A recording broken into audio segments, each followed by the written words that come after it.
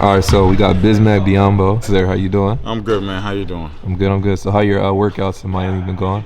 It's great, you know. It's great. I think it's still early in the summer. You don't want to overdo it. Obviously, for me this summer, I didn't want to get out of shape. That's why since the season is over, just do a little something every day. Stay in shape, keep my body sharp. And also, it takes longer, harder to get back in shape, you know. So I think the way the summer look, you always gotta prepare your body, your mind for next season. But I think just doing a little something every day helps. So it's been great, and plus, Miami, the weather helps a lot with the joints. I like to work out outside. All my lifting, I do it outside. So I enjoyed it in Miami. Miami is home for me. I was gonna take it back. When did you first start? When did you first get into basketball? Started playing basketball when I was 12, 13. Okay. Then at 14, I kind of take it serious. Just kind of like long story short, at 16, I went to Yemen for a season, and then from Yemen, I was kind of bouncing in different countries, in Lebanon and Jordan, just to play like team competition and stuff. And then somebody saw me, knew somebody in Spain, then connected me. Mario Palma. Yeah. So somebody, he knew somebody in Spain, so connected me with somebody in Spain.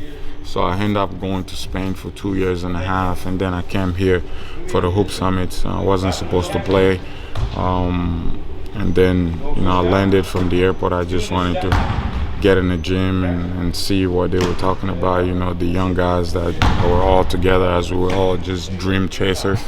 I'm like, man, just give me my shoes, and I just want to get in the gym and just see where everybody at. And after the first practice, I wasn't supposed to play. And then, Roy Rana, which was the head coach, after practice, he came to me and said, "Hey, man, do you think you could be a starter for us?" I was like, "Sure." I wasn't supposed to play anyway, but now I got to be a starter. Why not? And I was like, "Could you be our team captain?" I was like, "Sure." So anyway, long story short, I went into the game. I had the first triple-double in the history of the game. Nobody has broken it yet. Let's wait a little bit. Let me enjoy my time. It's been 12 years of just nobody breaking my record, so I'm really enjoying it since 2011. And then from that moment, all NBA scouts and teams like the kid is an NBA talent, and he has to come to the league this year. Supposed to put my name in the draft the following year, or in 2 years maybe. So we're kind of ahead of a schedule, and then my agent at the time was like, "Just do it now. You're already here." Yeah. So we end up deciding to put my name in the draft, and then work out for a few teams, the teams that were going to draft me, and end up being drafted at 7 by Charlotte, Michael Jordan. So it was a blessing. It was a blessing. The whole journey has been a blessing. So many people along the journey that have been put in my way that have helped me get where I am today. So God has been really amazing for me and my family. We're extremely blessed. Did you ever consider college U.S. at all during that time? I did have offers for colleges. At the time, I can't remember which one, but I know it was all the big college. And I remember having a conversation with somebody. I was like, "Nah, I'll do it my own way. I'll make it to the NBA my own way, my own term." And I just wanted to do it my own way, to be honest. It's just that gut feeling, like, I was still in the Congo when I remember walking back home and kind of telling one of my friends, like, "I'm going to play in the NBA one day, it's just a matter of time." But when I really started taking basketball serious, it's just that feeling. Even people around you is joking, "Oh, you're going to the NBA at some point in your life." Like, yeah, you guys are joking, but I'm pretty serious about this, And then, long story short, it's just God, man. God is amazing. We all have different passions, different dreams, and God has allowed me to live my passion and my dreams through basketball, which is an amazing gift that we all given. Just to be able to play in the NBA or an NBA jersey, as a kid you dream about these things, about being able to be put in this position for 12 years and still going. It's a blessing. When you first got to Charlotte, I'm from North Carolina. Yeah. So I came up watching you going to the nice. hardest games. So I came up watching you. We're still the Bobcats, actually. Y'all the Bobcats, and Bobcats. He changed the name back to the Hornets, but it was just a whole journey. Even like Charlotte back then when we started, You know, they just made the playoff, and then we came in as young guys. It was also like, oh man, like I don't know what's going on in the NBA because I came here when I got drafted 18, turning 19. Yeah. And Oh, you were when, you were we young. went into a lockout. Yeah, I couldn't even go to a club. Yeah. Yeah. You know, you were young. so I That's came in as a crazy. baby, like really a baby. If it wasn't for Boris Diaw, Yeah. because at home I was with Boris, on the road I was with Boris. I was always with Boris. Yeah. It was basically like my big brother. Everywhere he'll go, but where are you? I'm here. Okay, I'll come.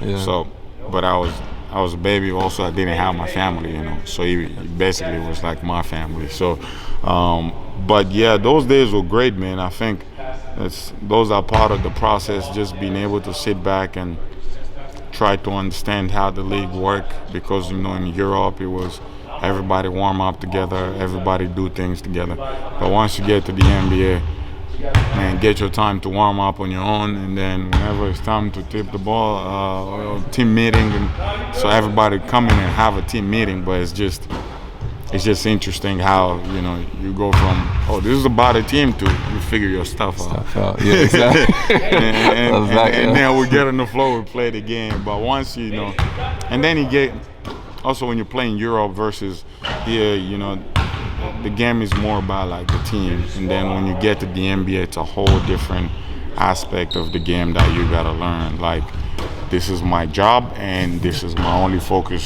while I go into the game. In Europe, it's just everybody is moving, everybody is touching the ball, you know. Yeah, it's fast. Now in the NBA, you might go 5-10 positions without touching the ball. You know, maybe the only time you're gonna touch it if you go for a rebound or a block shot. So, but again, I think as you also get to the playoff, we all kind of start learning the importance of playing team basketball, and I think everybody's adjusting to it. You know, everybody's learning from it. But overall, I think it's great. He also shows how much the league has evolved. There's a lot more international players.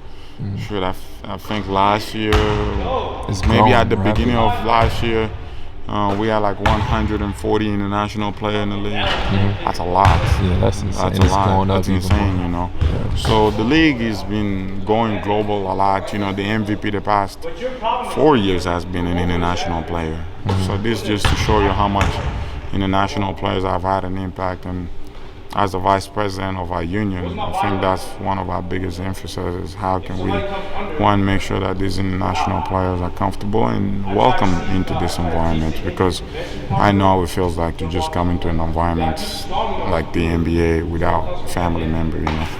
So, but overall, I think, you know, the league is trending in the right direction. You know, it's always good to see the league growing globally. You know, in Africa, the game has been growing tremendously, you know. And I love what you've done with Africa. So thank you. You've done amazing Thank stuff. you. I want to tell you that to your face. Like that, I appreciate it. I think we all play a little role in the growth of the game, inspiring the youth back home. And I think for me, that's always the most important thing. You know, you see so many people talk about legacy, you know. And I think eventually, just like we were talking earlier, eventually your name gonna be out of the picture as a player. But I think it's what we do off the court, the many lives or impacts, and these are the things that, you know, we can sit back and always look back and be grateful for the opportunity that God has given us, and we just didn't waste it on making money and, you know, living good life, but also impacting, you know, other people's life that were in need. So, and we put in this position for a reason, for sure, you know. And if we don't use it to lift up others, I think we fail our society and we fail ourselves. So I think it's always our job to be able to go back into our local communities and lift them up, you know, because you don't know the opportunity of the next person, how that's gonna come. Maybe it's gonna be through you or through somebody you know. So if you close that door, then you're blocking the growth of the universe in a way. That's true. So we always gotta open these doors that the universe has been opening for us. At some point, we gotta be the one opening those doors, so that there's somewhat a continuation in the dream of the universe. Because we got our personal dreams, the universe got its own dream as well. So if you help us, which is, you know, what we believe in, God, you know, high power, source, if it did help us to get to this level, there's a reason why. And I think we gotta make sure that what he's trying to accomplish next, we also, become the vessel to allow that to happen for the next young guys, creating the next jobs, lifting up the voice of those ones that voices really can be heard. And I think overall, to me, it's always a blessing to be in a position to do so. And look, I've always said the day I stop playing basketball, I will have no regrets. I work as hard as I can. I wanted to be the best player that I could be, and I help just enough people. And to me, the dream was always, if I can help one person, I've done my job. I feel good about it. But now we have done thousands and thousands of kids across Congo. We have brought over here close to 100 kids under scholarships.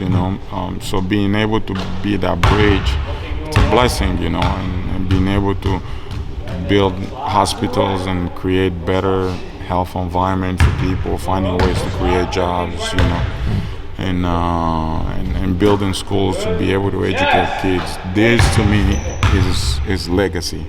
This to me is really winning a championship, and I can sit on this every day and be grateful for it, because my journey was a unique journey. I did it my way, but without God, I shouldn't be able to do it.